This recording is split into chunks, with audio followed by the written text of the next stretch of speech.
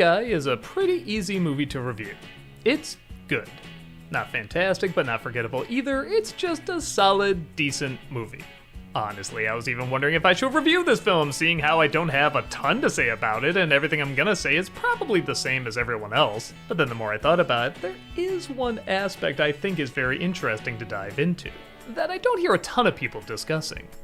But we'll get to that in a minute. Guy is an NPC in a video game, only he's not aware of it. He just goes about his everyday life expecting to be killed or robbed or beaten up. You know, stuff that we all sadly do to NPCs when we play video games. One day though, he discovers some glasses that lets him see the video game world for what it is, and he suddenly becomes self-aware. Two of the developers, named Millie and Keys, discover this so-called glitch and try to figure out what's wrong. As Guy becomes more self-aware, he starts to take more chances and questions things. He even starts to form a romantic connection with Millie. But the big bad guy in charge, named Antoine, not only wants to get rid of this character, but wants to erase all information about it. But it looks like his popularity is growing and more people are trying to figure out how this NPC suddenly seems alive. It's a fun idea that definitely takes advantage of its premise, and most of the laughs are pretty good. Ryan Reynolds is 100% believable in this role, kinda like a Truman from The Truman Show type, and he also has a lot of good help from his supporting cast.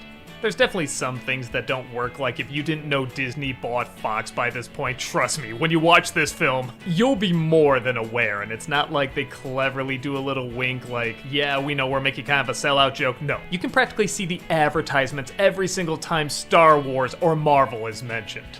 It's cringy, but not in a fun way. I also at first really liked the Antoine character, but he overstays his welcome really fast. The performance in the first half is pretty funny, but the more and more they try to make him like a legit villain, the more boring and frustratingly one-dimensional he becomes. Which is fine if they still had some good jokes with him, but they just kind of abandon the humor, and yeah, he's a pretty weak foil. I also had one other pet peeve, that they're building up this bad guy he's gonna fight at the end, and we're all thinking the same thing, it's gonna be Hugh Jackman, and it's not. He does have a little cameo as a voice, but for all that build-up, it should have been Hugh Jackman. But okay, what's the one element I really want to talk about with this movie that I don't see that many people touching upon? Oddly enough, the romance. The romance in this movie is kinda different and honestly a little interesting. I don't think it's great or anything, but it does have the seeds of something really unique. Without going too much into spoilers, the romance between Guy and Millie is almost kind of a romance between three people. I really like that Guy isn't just a character that randomly woke up. There is a reason why he is the way he is. And this leads to, not really a love triangle, but it is still a relationship among three people. Kinda. Two of the characters are kind of two sides to one personality. You could argue it's similar to what they do with 9, where all the different personalities, when you combine them, kinda make one human being. And I'm really on the fence about it because it's a really good idea, but it's so good I wanted it to be in its own movie. This is an idea that someone like Spike Jonze or Charlie Kaufman should be tackling. It reminds me of that bizarre subplot in Flubber where like the machine is in love with the inventor, and that alone is so fascinating, but it's not the focus of the movie. The focus is slapstick comedy and one-liners, and yeah, that's fine, but I really wanted this explored. And what I was really curious about is, does this romance technically work? If the whole film was dedicated to it, absolutely, but because this is kind of an action comedy with a little bit of romance thrown in, it is a little tricky to work in such a complicated romance like this.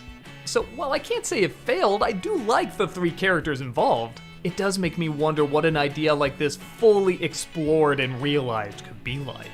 I guess what I'm saying is there's a real good idea for a fascinating love story in this, and I think someone should pick it up and maybe explore it more in another story. It shouldn't just be left as a simple rom-com. This idea should really be delved into more. But again, that's really not what Free Guy is. Free Guy is a cute little movie where if you play video games, you'll get some laughs, and even if you don't, you'll get some laughs. And yeah, there's some stuff that doesn't always add up or doesn't always make you laugh out loud, but there is just enough in it to be pretty entertaining. Oh, and as a side note, Fox, stop throwing in one F word in your PG-13 movies. Yes, it worked amazing in X-Men First Class, but now you're trying to do it with everything. It just isn't fresh anymore, and you're not risque for still doing it. Everyone's figured it out now, and it's just getting old. Bitch moan, bitch moan. This really is a fun movie I think you should check out. And while I definitely don't think it's a great comedy, it's definitely good enough to play through.